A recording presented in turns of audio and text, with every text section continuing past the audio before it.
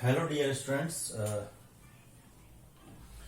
After a long time, this question is from the chapter Simple Harmonic Motion.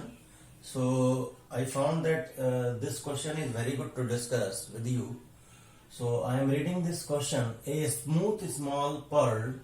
This small pearl is threaded onto a rigid, smooth vertical rod. So this is the vertical rod which is pivoted at its base. Initially, the pearl rests on a small circular disc. This is a small circular disc, this one. So, this is a small circular disc that is concentric with the rod and attached to it at a distance d. Means, this much distance he is given from the pivot d. From a rotational axis. From a rotational axis means this is your rotational axis.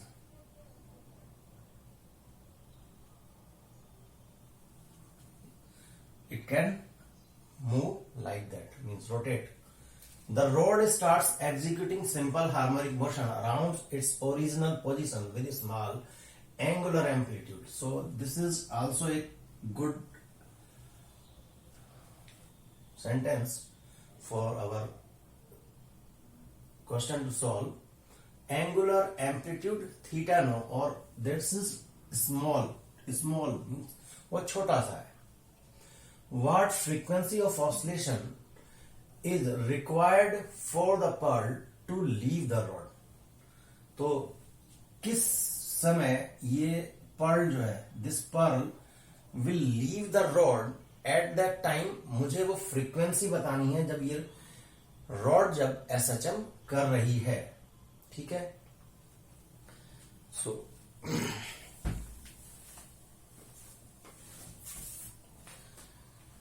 To discuss, I am rubbing out the question.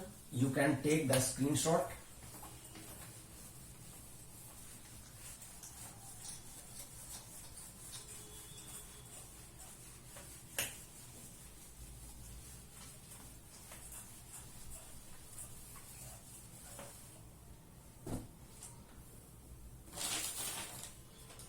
Now I am drawing the rod. This is our base.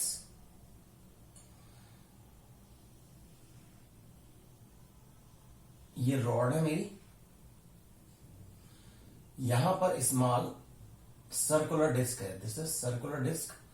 जब circular disc रहेगी चारों तरफ threaded, तो front view आप देखेंगे तो एक rectangular type आपको दिखाई देगी.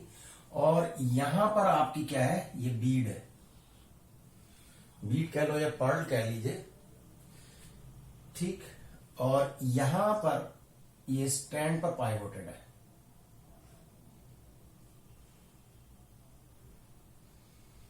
And this is your surface. Small displace किया इसको, तो उसने थीटा नॉट एंगुलर एम्पलीट्यूड पर किया. मैं फिगर बना देता हूं. ठीक है.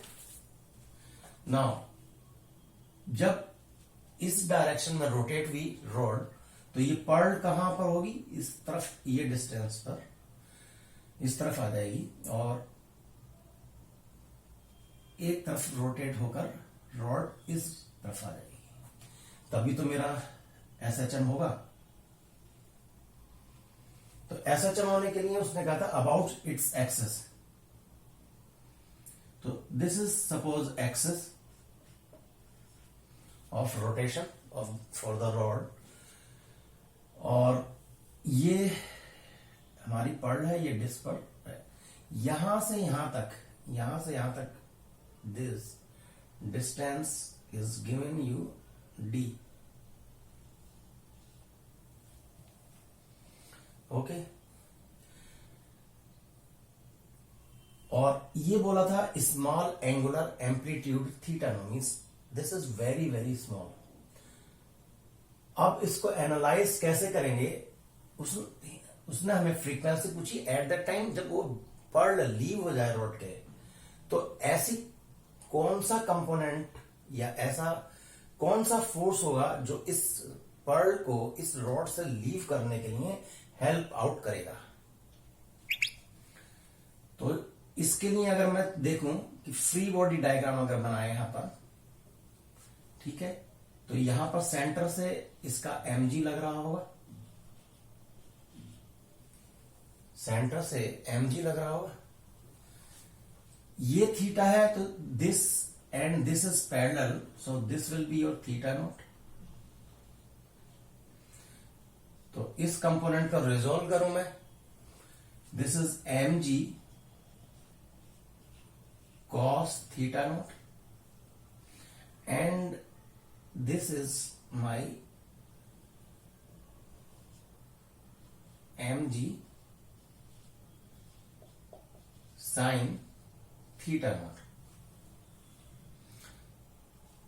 अच्छा, यहां पर रॉड है और ये डिस्क पर रेस्ट कर रही थी, तो इनके बीच एक नॉर्मल रिएक्शन भी लगेगी। So this normal reaction is N,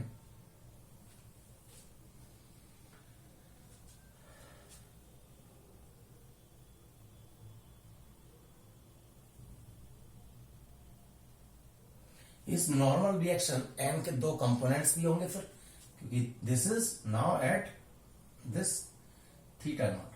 तो suppose this vertical component is NY and this horizontal component is NX। Now अब क्या होगा, यहां पर सिस्टम में आपकी जब रॉड SHM कर रही है तो दो मोशन हो रहे हैं। कौन से? फर्स्ट मोशन क्या हो रहा है? फर्स्ट मोशन बताइए। ऑसिलेट कर रही है रॉड, तो फर्स्ट मोशन क्या हो गया? Oscillation of rod. And second is important, भाई उसको लीव भी करना है ना, यहां से पर्ल को लीव भी करना है। वो कंडीशन तो अभी देखते हैं कि क्या कंडीशन होगी। एक तो ऑसिलेशन ऑफ रॉड हो गया, और इस पर्ल का इधर लीव करने के लिए इस डायरेक्शन में क्या होगा? ट्रांसलेशन मोशन भी होगा। तो second is translation motion of pearl.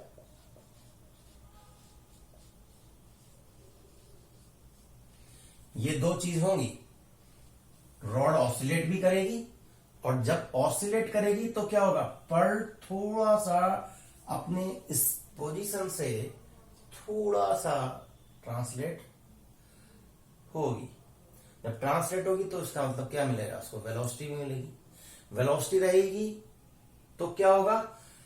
जब ये रॉड इस टाइप से चेंज होगा, SHM कर रही होगी, तो टाइम के साथ साथ वेलोसिटी भी चेंज कर रही होगी। जब वेलोसिटी चेंज कर रही होगी तो इसका मतलब एक्सक्लेरेशन भी चेंज हो रहा होगा, और जब एक्सक्लेरेशन चेंज हो रहा होगा तो उसके लिए मुझे निकालना है कि कौन सा कंपोनेंट मेरे एक्सक्लेरेशन के लिए रेस्पॉन्सिबल है, और पर्ल कब लीव होगी, वो कब लीव होगी। तो इस कंडीशन को भी पहले देख लें कि पर्ल लीव कब करेगी। व्हेन नॉर्मल कंपोनेंट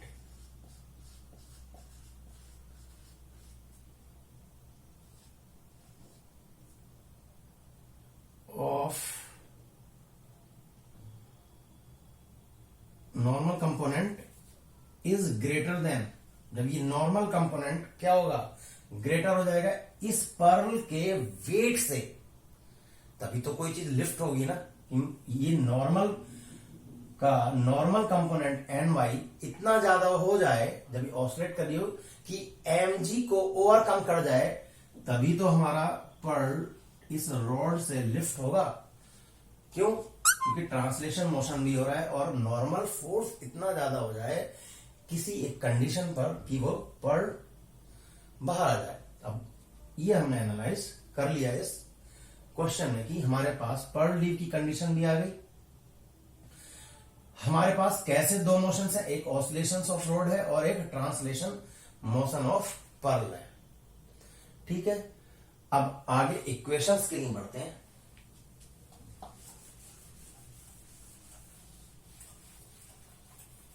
अब इक्वेशंस के लिए बढ़ते हैं। तो यहां पर देखो, जब इसका मैंने कहा था पर्ल का ट्रांसलेशन मोशन हो रहा होगा तो इस तरफ एक्सक्लेट भी हो रही होगी, तो this component is N x, means x का कंपोनेंट नॉर्मल का, और इधर m of a x means x direction में एक्सक्लेशन का कंपोनेंट इधर हो रहा होगा। दिस एन वाई, तो यहां से मैं क्या कर लूं, पहले तो देखो ये थीटा हो जाएगा, this is N y, so this is N y. First of all I will calculate कि टेन थीटा मेरे पास क्या होगा, टेन थीटा होगा this normal component N y divided by this N x. ठीक है, और थीटा क्यों ले रहा हूं यहां पर, अब यहां पर इस कंडीशन में है कोई थीटा नॉट तो पूरा एम्पलीट्यूड है, बट किसी एक पर्टिकुलर थीटा एंगल पर कंडीशंस हम देख रहे हैं क्या होंगी। तो यहां पर नॉर्मल कंपोनेंट मैं कैसे निकाल सकता हूं, जो रेस्पॉन्सिबल था किसके लिए, अप करने के लिए, तो N y will be N x into tan theta, ये आ गया। अगर एन वाई की वैल्यू एम जी से ग्रेटर हो जाएगी, उसी कंडीशन में हमारी लिफ्ट होगी। दूसरी, दिस एन एक्स जो रेस्पॉन्सिबल है किसके लिए, एक्सक्लेशन के लिए, क्योंकि वेलोसिटी चेंज हो रही थी, ट्रांसलेशन मोशन है और टाइम के साथ साथ थोड़ा थोड़ा डिस्प्लेसमेंट उसका चेंज हो रहा है। तो ये दूसरी इक्वेशन हो गई।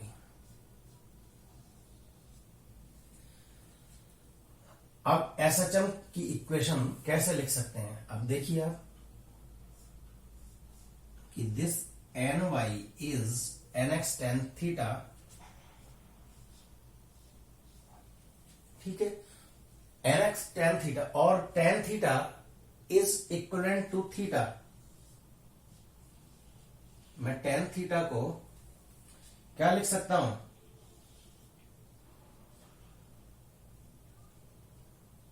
Is approximately equal to theta. क्यों, थीटा बहुत स्मॉल है, तो tan theta I can write down ऐसे थीटा, और थीटा क्या है, थीटा टाइम के साथ चेंज हो रहा है, ऑसिलेट कर रही है, तो I can write down it as theta into t. ठीक है, अब इस थीटा टी को इस थीटा नॉट के रेस्पेक्ट में लिखें तो क्या होगा, this theta T is nothing but theta naught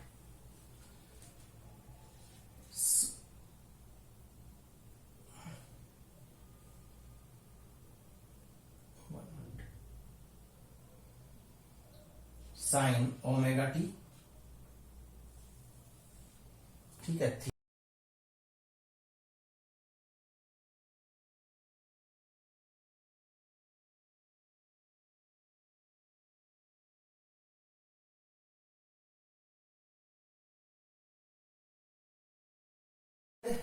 उससे पहले जब रॉड ऑसिलेट कर रही है, ठीक है, रॉड ऑसिलेट कर रही है तो इसका मतलब यहां से ये डिस्टेंस ट्रेवल की जा रही है, तो इस डिस्टेंस ट्रेवल्ड का फंक्शन लिख रहे हैं हम, इसकी एसएचएम की एक इक्वेशन लिख रहे हैं, एक्स टी विल बी क्या होगा, this will B, this is our D, और मुझे ये निकालनी है तो ये थीटा दिया हुआ है, तो minus D sine theta T. अब आएंगे बाद में हम प्लेस करेंगे सब थीटा टी एन एक्स की वैल्यूज एन वाई के लिए। अब पहले इसको तो देख लें, क्योंकि रॉड जब ऑसिलेट कर रही है तो क्या डिस्टेंस, ये मीन पोजीशन होगी, एक तरीके से मीन पोजीशन से एक्सट्रीम पोजीशन गया, इस तरफ एक्सट्रीम पोजीशन गया, तो मुझे वो टाइम के साथ साथ वेरी हो रही है, तो उसका फंक्शन लिखना है टाइम के साथ साथ वेरी होने का। This is D sine theta T, और साइन थीटा टी और साइन थीटा टी, और साइन थीटा को क्या लिख सकता हूं मैं, थीटा वैल्यू स्मॉल है तो इसको मैं यहां पर थीटा टी लिख सकता हूं, ठीक है। और अब थीटा टी क्या दिया था मैंने आपको, theta not sine omega t, तो इसकी जगह रिप्लेस कर लो minus d theta not sine omega t. मुझे क्या निकालना है, ए एक्स कंपोनेंट निकालना है, एक्स की डायरेक्शन में जो कंपोनेंट है। तो इस एक्स टी को दो बार डिफरेंशिएट कर लें, दो बार डिफरेंशिएट करेंगे तो मेरे पास ये क्या आ जाएगा, a x t equals to minus d, इसको करेंगे तो क्या आएगा, this is theta not omega square, और ये प्लस में हो जाएगा साइन ओमेगा टी।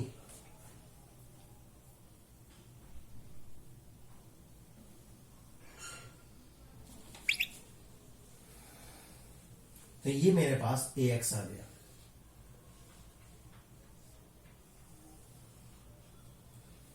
ठीक है, ये एक्स आ गया, और एन एक्स क्या था मेरा, इक्वल्स टू एम एक्स, ठीक है। अब उठाकर ये सारी वैल्यूज यहां पर रख सकते हैं हम, तो मेरे पास एन वाई क्या हो जाएगा, this will be N x equals to m a x, ठीक है, m x and this is theta t. चलो रब करता हूं मैं आगे, हमारी सारी कंडीशंस हो गई हैं।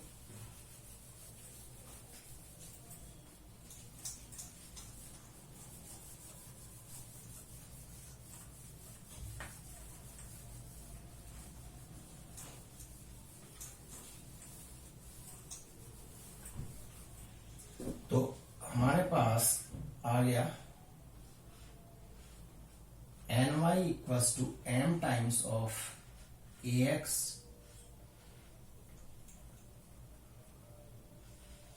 थीटा टी, ये हमारे पास इक्वेशन आ गई, और ए एक्स की वैल्यू अभी हमने निकाली थी,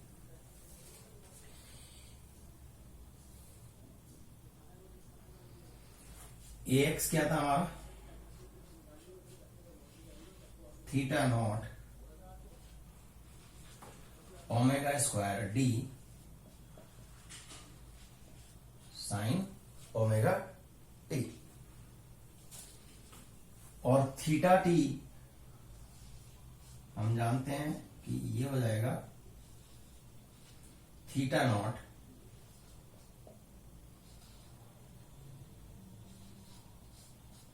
साइन ओमेगा टी, क्योंकि एंगुलर डिस्प्लेसमेंट हो रहा है, एंगुलर डिस्प्लेसमेंट भी हो रहा है इसका रॉड का। अब इस तरीके से ये ट्रांसलेशन क्या होगा, उस हिसाब से हमने एक्सप्रेशन भी निकाल लिया। अब इन सबको वैल्यूज को अगर मैं यहां पर रखूं तो N y component is m theta naught, और एक यहां से आएगा थीटा नॉट, तो थीटा नॉट का whole square omega square d, तो ऐसे ही है, और इन दोनों की भी मल्टीप्लाई होगी, this omega square sine square omega T. अच्छा, अब ये आ गया, लेकिन यहां पर इसकी वैल्यू क्या आएगी, over the one time period ले रहे हैं, ठीक है, एक टाइम पीरियड मीन्स टोटल जो टाइम पीरियड है, मीन्स क्या, यहां से रॉड यहां पर गई, फिर इधर आई, फिर इधर ऑसिलेट हो गई, फिर इधर आई, तो this is your full time period. तो उस टी टाइम पीरियड के लिए, उस टी टाइम पीरियड के लिए इसकी value sine square omega t की एवरेज वैल्यू क्या होती है,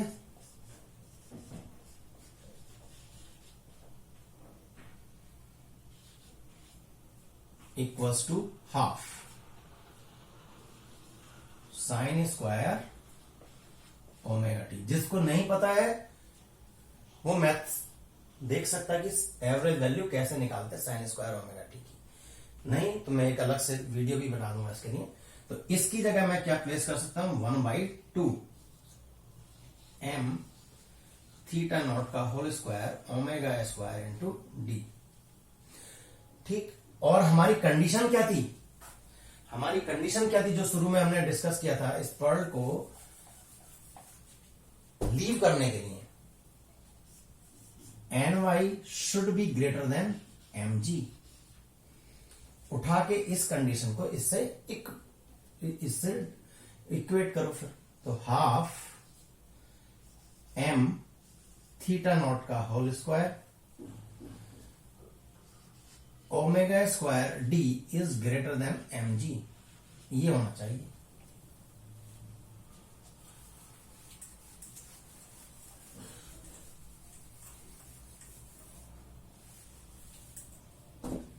ठीक है, m से m कैंसल्ड आउट हो जाएगा, 2 इधर चला जाएगा तो थीटा नॉट का whole square omega square into d is greater than 2 times of g। हमें क्या निकालनी है, फ्रीक्वेंसी के लिए क्या निकालना है, हम ओमेगा निकालना है। ठीक है, तो फ्रीक्वेंसी हमारी निकल आएगी। तो ओमेगा स्क्वायर इज क्या होगा, omega square is greater than 2g upon theta naught का होल स्क्वायर इंटू डी। तो यहां से ओमेगा क्या आ जाएगा मेरा, omega should be greater than, angular frequency कितना होना चाहिए, greater than under root of this. तो अंडर रूट लेंगे तो थीटा तो बाहर आ जाएगा, 1 upon this theta naught under root of 2g upon t. तो ओमेगा इससे ज्यादा होगी तभी ये पर्ल आपकी रॉड को लीव कर सकेगी। अब ओमेगा आ गया तो टाइम पीरियड तो आप निकाल सकते हो। तो टाइम पीरियड क्या होता है, 2 पाई अपॉन ओमेगा। ठीक, फ्रीक्वेंसी क्या होता है, रेसिप्रोकल ऑफ टाइम पीरियड, तो 1 अपॉन टी। तो टाइम पीरियड कितना आएगा, 2 pi upon omega 1 upon t. तो यहां पर क्या करेंगे हम, यहां पर पहले तो हम 2 पाई ओमेगा कहां पर है, यहां पर, और बल्कि इसको क्या करेंगे हम लिख देंगे, डायरेक्ट लिख देते हैं 1 upon 2 pi theta naught and under root of 2g upon d. ठीक है, तो ओमेगा निकल गया था, उससे टाइम पीरियड आ जाता, टाइम पीरियड से we can calculate the frequency. तो उस समय जब वो लीव कर रही होगी, नॉट इक्वल टू लिख सकते हैं, तो frequency omega is greater than, और I can say that frequency should be greater than this value. अगर हमारे पास जी तो है, एक्चुअल डिस्टेंस हो, थीटा नॉट हो, अगर हम इसको इसमें पुट करें अगर एच, और इतनी वैल्यू से ज्यादा होती तब ये पर्ल लीव कर जाती एसएचएम करते हुए। So hope all of you understand this question can help for your JEE advance, JEE mains and the 11th class students. Thank you very much. So this is your final answer.